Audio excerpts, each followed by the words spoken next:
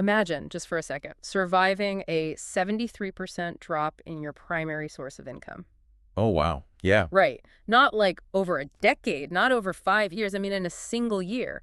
You just wake up and nearly three-quarters of the revenue that sustains your entire existence simply vanishes. That's unimaginable for most people. It really is.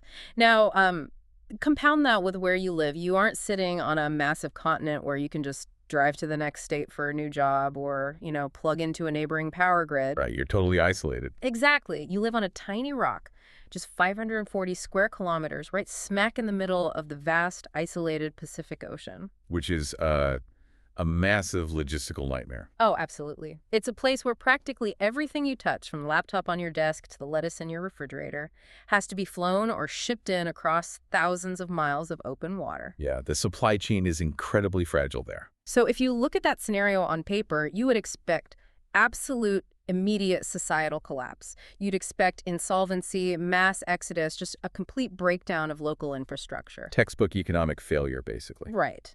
But the society we're looking at today didn't collapse. In fact, after taking that catastrophic, mind-bending hit, their economy actually grew by 4.2% the very next year. Which is, it's the absolute definition of an economic anomaly. Yeah, it really is. And frankly, it challenges almost everything we assume about geographic isolation. We have this tendency in global economics to, view isolated island communities as inherently fragile. Like they're just waiting to be wiped out by a bad year. Exactly. We treat them like delicate ecosystems that are destined to shatter the moment the global macroeconomic winds blow too hard. But the data we are unpacking today tells a completely different story. And getting into the actual mechanics of that survival is exactly our mission today. Welcome to this deep dive. Glad to be here. There's so much to cover. There really is. So, for you listening, our goal for this conversation is to unpack a highly comprehensive, meticulously detailed socioeconomic development report.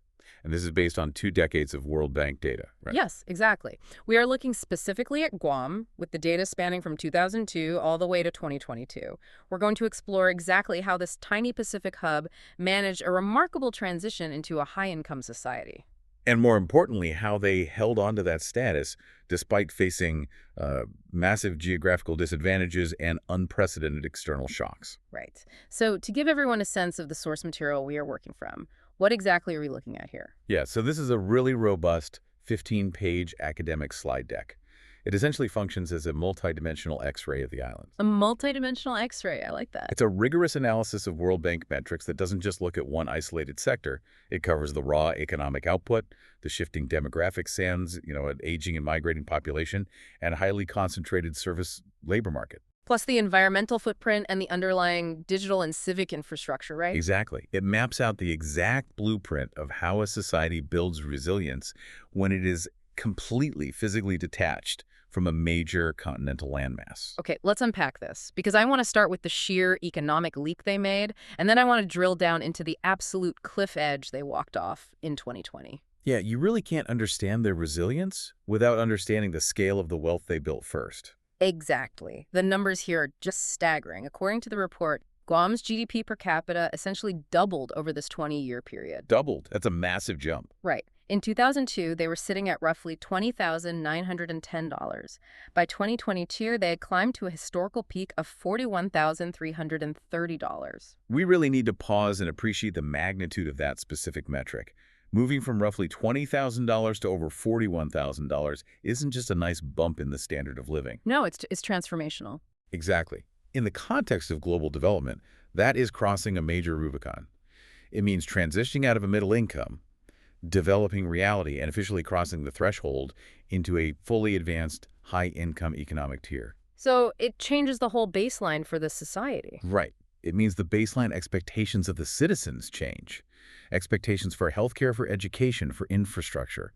But, and this is the crucial caveat, the structural composition of how they generated that wealth is exactly where their deepest vulnerability lies. Okay, explain that. Because when I think of an economy doubling its wealth and becoming high income, I typically think of industrialization. Sure, yeah. Factories, tech hubs. Right, or extracting highly valuable natural resources like oil or something. But looking at the labor data in this report, Agriculture is practically non-existent. It's at 1.6% of employment. Yeah, they aren't growing anything to sell. And manufacturing isn't driving this either. So what exactly is generating a $41,000 per capita GDP on a 540 square kilometer island? They are generating it through a profound, almost total reliance on a service-driven model. The data shows that a massive 79% of Guam's employment is concentrated entirely in the service sector. Wow, 79%. Yeah. So when economists talk about exports for an island like this, we have to completely redesign the word. Oh, so. Well, we aren't talking about massive container ships leaving the port filled with locally manufactured electronics or agricultural goods. In a service economy heavily reliant on tourism and hospitality, the primary export is the experience itself. Wait, I want to make sure I'm wrapping my head around the mechanics of this. How is someone coming to the island and staying in a hotel considered an export? The physical good isn't leaving the island. It's a great question, and it's a vital economic concept to grasp. In macroeconomic terms, an export is defined by where the money originates, not necessarily where the good or service is physically consumed. Oh, I see. Yeah. So when a tourist from Tokyo or Seoul flies to Guam, stays in a local hotel, eats at a local restaurant, and pays for a scuba diving tour, the money they're spending originated outside the domestic economy. Because they earn that money back home. Exactly. It was earned in Japan or South Korea, and it is being injected directly into Guam's local financial system. So, economically speaking, Guam is exporting its hospitality, its beaches, and its climate, and importing foreign capital in return. Ah, okay, that makes total sense. So it functions exactly like an export, bringing fresh capital into the closed loop of the island's economy. Right, and because global prosperity and international travel were booming between 2002 and 2019, that export mechanism was firing on all cylinders. Which totally explains the GDP doubling. Precisely. It makes the local economy highly hydro-responsive to global economic booms. When the world is doing well, people travel, and Guam's wealth skyrockets. But I'm guessing there's a flip side to that. A huge one. It exposes the absolute, terrifying fragility of a service-driven model. Because physical goods like cars or grain can be stored in a warehouse if demand temporarily dips. Right, you can sell them later. Exactly. But a hotel room cannot be stored. A restaurant reservation cannot be saved for next year. If the consumer doesn't arrive on that specific day, the economic value of that service vanishes into thin air forever. Which brings us to the nightmare scenario of 2020. Yeah, the ultimate stress test. The pandemic hits, global mobility literally becomes illegal overnight, and the data shows the impact was just apocalyptic. The island suffered a 10.7% negative growth shock to its overall GDP. That alone is devastating. But the truly terrifying number is the export growth. It plummeted by an astonishing 73.7%. It's just a cliff edge. The report notes that service exports, which made up a massive 22.3% of their entire GDP in 2019, basically evaporated. They dropped to just 3.1% by 2021. And we have to translate that abstract percentage into physical reality. A 73.7% drop means massive resort hotels turning off the lights and sending thousands of workers home. Just instant mass unemployment. Right. And it means the secondary economy, the local laundry services that clean the hotel sheets, the local farmers who supply the few garnishes for the restaurants, the taxi drivers, the tour guides. Their revenue drops to absolute zero. It's unfathomable. For you listening, think about it this way. Imagine your personal income is entirely based on a single wealthy client who lives across the ocean. That's a great analogy. Thanks. You've structured your whole life around the fact that this client visits you every month and drops a ton of cash. You bought a house based on that income. You bought a car. You establish a high standard of living. And then the client calls and says they can't come anymore. Exactly. They say, I am legally forbidden from traveling. I can't buy anything from you for at least 2 years. That is what a 73.7% drop means on a societal scale. How do you not go bankrupt? Yeah, how does an entire society not just collapse into immediate violent insolvency? That is the core tension of the 2020 data point, and it's what makes this World Bank report so fascinating. And to make that scenario even more precarious, you have to factor in the supply chain reality. You mentioned the laptop and the lettuce earlier. Right. The data shows that Guam's imports hover constantly at 60 to 70% of their total GDP.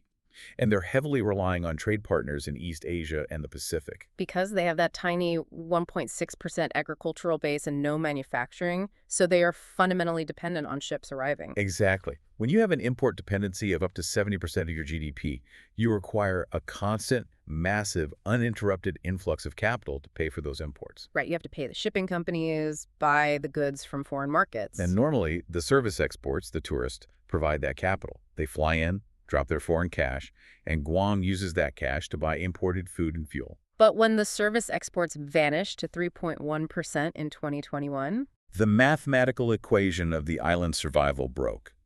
The money leaving to buy essential imports vastly outweighed the money coming in. by all conventional economic logic, they should have starved. They should have run out of money to buy fuel for the power plants, which means the lights go out, which means the water pumps stop working. Total cascading failure. That's what you expect, yes. And yet, the data shows that by 2022, the economy didn't just stabilize, it rebounded. It grew by 4.2%. That feels impossible. What is the mechanism of that rebound? Well, the mechanism isn't a single silver bullet. The rebound suggests that there are profound layers of resilience built into the society that go beyond just tourist dollars. Like federal help. Yes, it definitely points to massive structural supports, likely substantial federal transfers from the United States, given Guam's status as a territory and its strategic military importance. Oh. But beyond the external financial bailouts, it points to an inherent, almost stubborn adaptability within the population itself. You cannot bounce back 4.2% after a 73% export wipeout unless your actual people, your labor force, your institutions, your civic structure are incredibly resilient. Which is the perfect pivot because we really have to talk about the people actually living through this data. Yeah. You can't just have good financial plumbing or federal bailouts. You need human capital to navigate that kind of storm. The people have to know how to adapt. Right. But when I look at the demographic data in this report, it presents what I can only describe as a massive glaring paradox. The demographic paradox is perhaps the most complex and honestly emotionally resonant layer of this entire analysis. Let's establish the baseline here. Okay, let's hear the numbers. The total population in 2022 was hovering right around 167,777. But it's not a static 167,000. The internal structure of that population is shifting dramatically. And in ways that usually signal severe economic distress, right? Exactly. The island is aging at an alarming rate. The report highlights the demographic of people aged 65 and older climbed from 5.4% in 2002 to 12.6% in 2022. That is a massive jump in just 2 decades. Their elderly population more than doubled as a percentage of the whole. And simultaneously, there is a chronic, consistent net outmigration. People are leaving.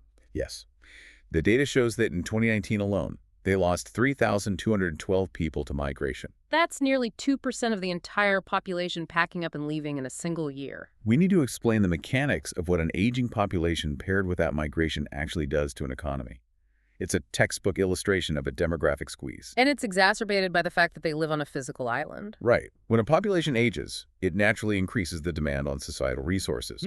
You need more health care, more specialized elderly care, more social services, and pension support. But who pays for that? The working age population, the tax base. Exactly, the tax base. But if you are experiencing negative net migration, and crucially, the people migrating out are almost always younger, ambitious, working-age individuals seeking better economic opportunities, you are simultaneously shrinking your tax base while your social liabilities are exploding. It creates immense structural pressure. It does. The ratio of dependents to the working-age population who are actively generating the revenue to support them is tilting in a very dangerous, very challenging direction. But this is where the paradox hits. And it's what makes this specific deep dive so fascinating. Because usually when you see an aging population and a mass exodus of the youth, you assume the society's failing. Right. You assume the schools are crumbling, health is declining, and it's just a desperate situation overall. But the data shows the exact opposite regarding the quality of the people. The human capital of those living on Guam is absolutely booming. The educational metrics are incredible. Yeah, adult literacy is sitting at an incredible 99.4%. And even more surprisingly, the population over 25 with tertiary education, meaning college degrees, advanced specialized training, almost doubled. It went from 21.5% in 2002 to 39.9% in 2022. That combination of data points, high education, high outmigration, is the crystallization of the brain drain phenomenon. Okay, explain how that works. You are looking at a society that is highly educated and highly literate.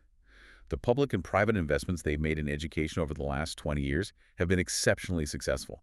They're producing incredibly smart, capable citizens. Yeah. Remember the labor market data we discussed.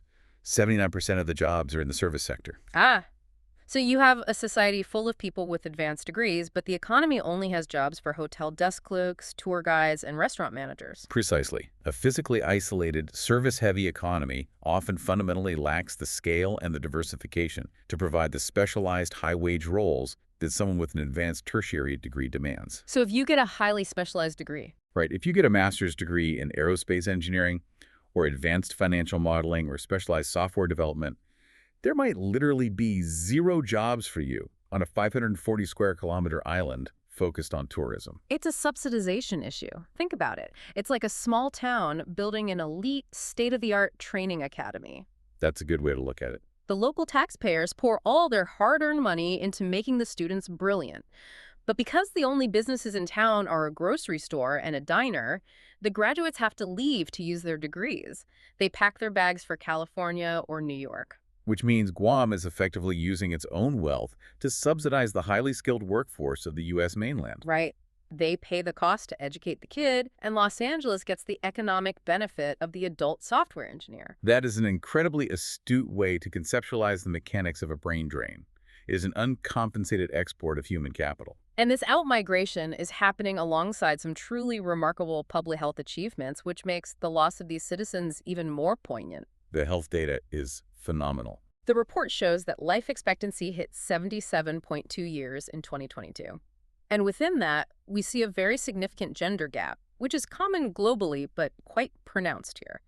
Women are living to 81.4 years on average, while men are trailing significantly at 73.4 years. That is an 8-year gap. Yeah, what drives a discrepancy that wide? Well, while the specific World Bank slide deck doesn't isolate the exact sociological causes for Guam, wide life expectancy gaps in isolated service or military-heavy economies often point to occupational hazards, lifestyle factors, or differences in how men and women engage with preventative health care. Okay, that makes sense. But the broader takeaway is that an 81.4-year life expectancy for women is a hallmark of a highly advanced healthcare system, and this is further proven by the infant mortality data.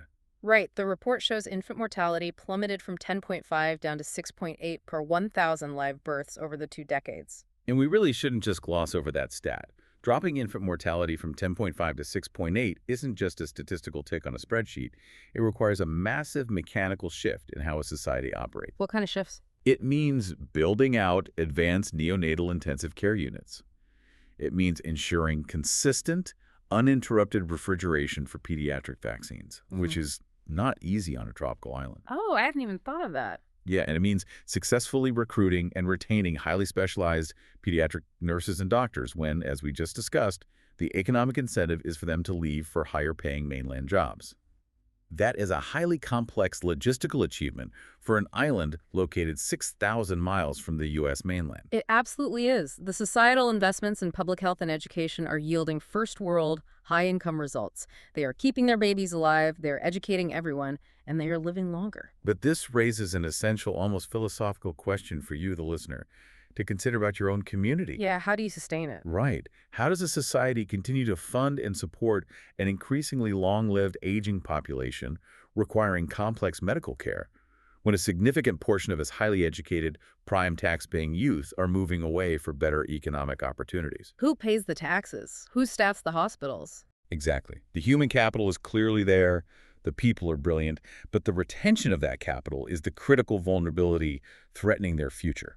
So let's look at the physical reality of the people who do stay. If the population is hovering around 167,000, and as we established, basically no one is farming anymore, agriculture is at 1.6%, where is everyone living? Yeah. What does the physical footprint of this society look like? Because when you imagine a Pacific island, the cliche is scattered, sleepy villages, maybe some coastal settlements with lots of jungle in between. But the data paints a picture of intense, almost claustrophobic urbanization. It does, and we really have to completely discard that imagery of a spread-out rural idyll. The population density on Guam is extremely high. What are the numbers? The report cites 308 people per square kilometer. To put that in perspective, that is a higher population density than many modern industrialized European nations. Yeah. And the crucial metric here is that over 94% of the population is classified as urbanized. Wait, 94%. That means the entire island is essentially one large, continuous, sprawling town. There is no countryside in the traditional economic sense. Precisely. When 94% of your people live in urban areas on a constrained 540 square kilometer landmass, you aren't managing a series of disconnected, self-sufficient villages. You are managing a highly concentrated municipal hub. Which fundamentally changes the mechanics of everyday survival. Absolutely. It requires massive, complex municipal management.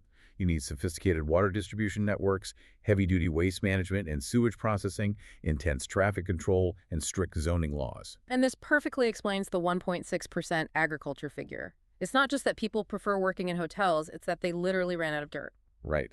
There simply isn't the spatial prioritization nor the available land mass for large-scale commercial farming, not when the population is entirely urbanized and the land is far more valuable when used for residential housing or tourist resorts. The opportunity cost of using land for farming is just too high when that same land could host a high-revenue hotel or house the dense workforce needed to run it. Exactly. But managing a dense, urbanized service economy in the 21st century requires something far more critical than just physical roads. It requires profound connectivity. Which brings us to the digital lifeline data in the report. Yeah, the internet penetration explosion is wild. It jumped from just 25.4% in 2002 to a massive 80.5% in 2022. That is a foundational societal shift. But I want to dig into why that matters so much for an island, because jumping to 80.5% internet coverage isn't just about residents being able to stream movies in high definition or scroll social media. No, it's so much bigger than that. Based on everything we've talked about, the geographic isolation, the crash of physical tourism in 2020, the brain-drained digital infrastructure feels like the only viable escape hatch. It is the critical foundation for their future resilience. Let's look at the mechanics of geography. For an isolated island, physical geography is a brutal tax on every single economic transaction. Because shipping costs so much. Right. Shipping a physical product to the island costs time, fuel, and massive overhead. Exporting a physical product costs the same. When your primary physical export, bringing human bodies to the island for tourism, proved to be critically vulnerable to a global biological shock in 2020, the only viable pivot to sustain a high-income society is digital. Because digital services are weightless. Exactly. Geography does not constrain a line of code. It does not constrain a financial transaction, an architectural rendering, or a telehealth consultation.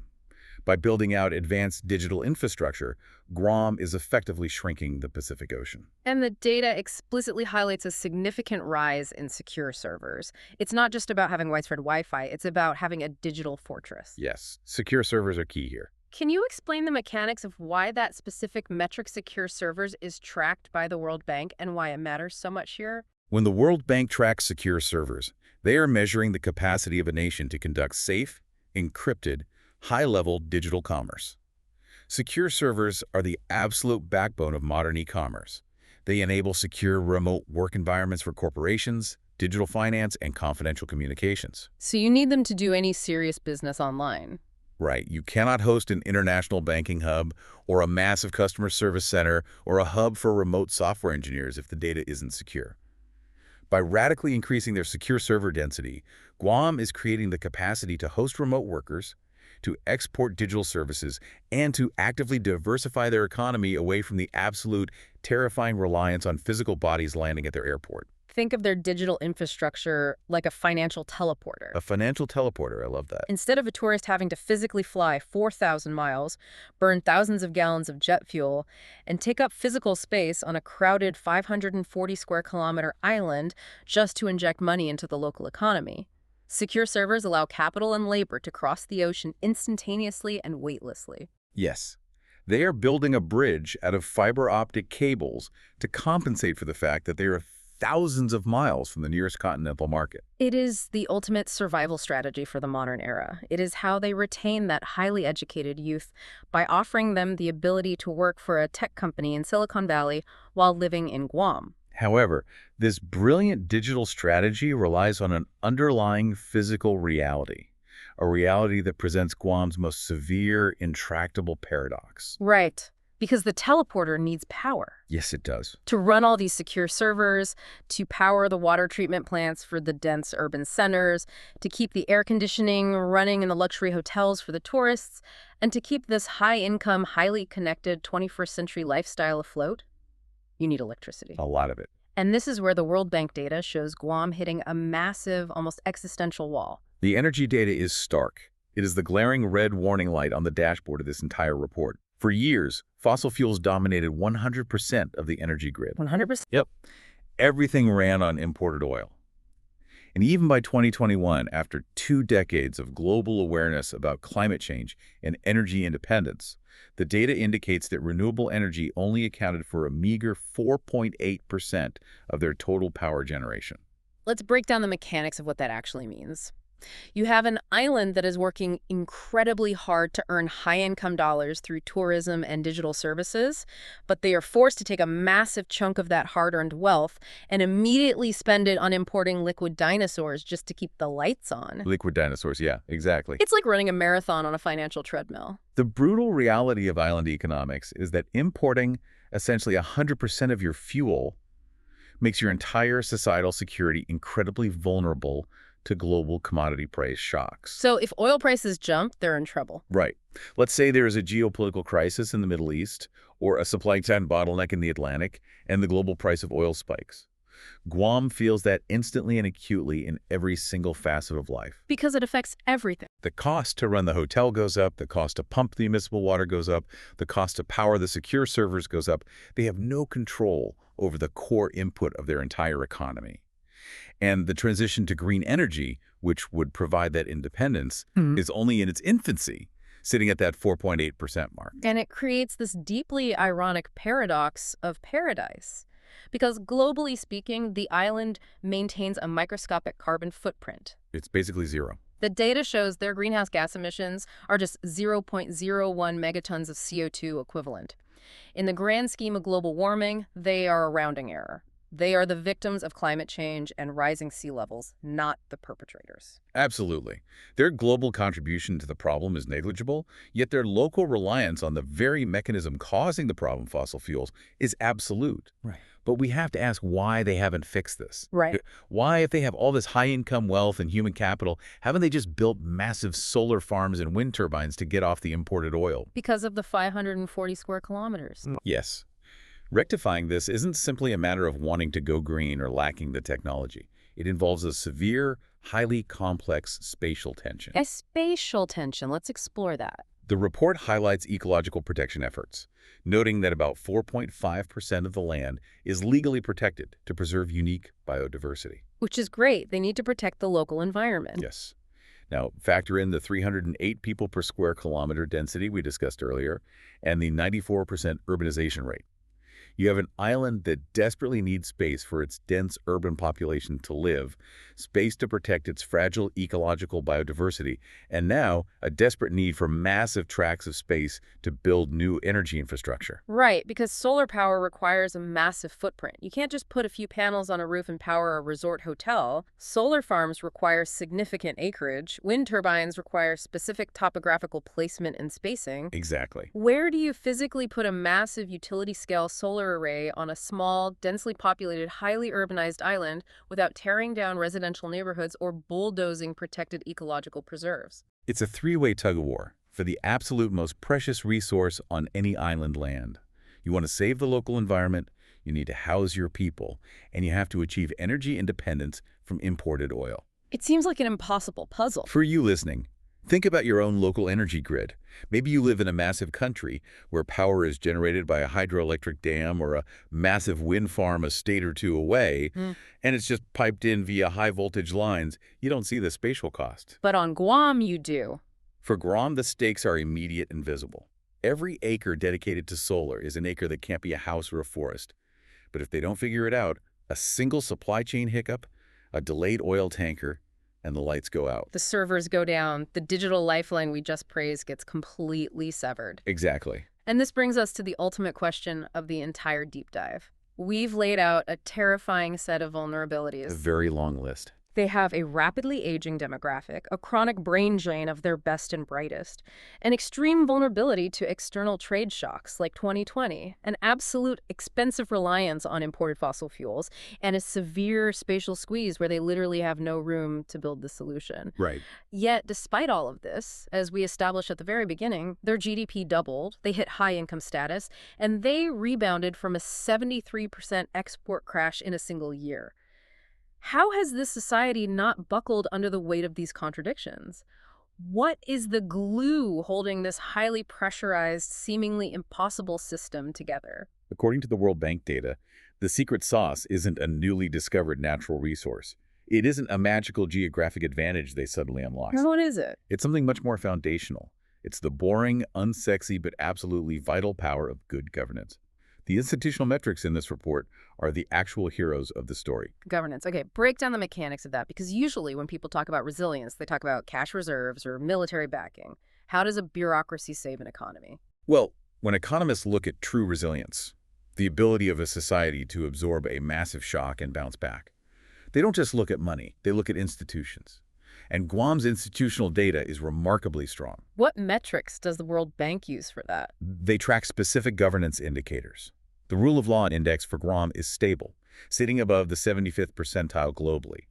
Their government effectiveness ranks in the top 30% worldwide, and their control of corruption is exceptionally high, sitting in the top 78.7% globally. Hold on. I have to push back here. Okay, go ahead. You are painting this picture of incredible institutional competence. A government in the top 30% globally, corruption strictly controlled. But you just told me 10 minutes ago that they are essentially 100% dependent on imported fossil fuels and have only managed to generate 4.8% renewable energy in 20 years. That's true.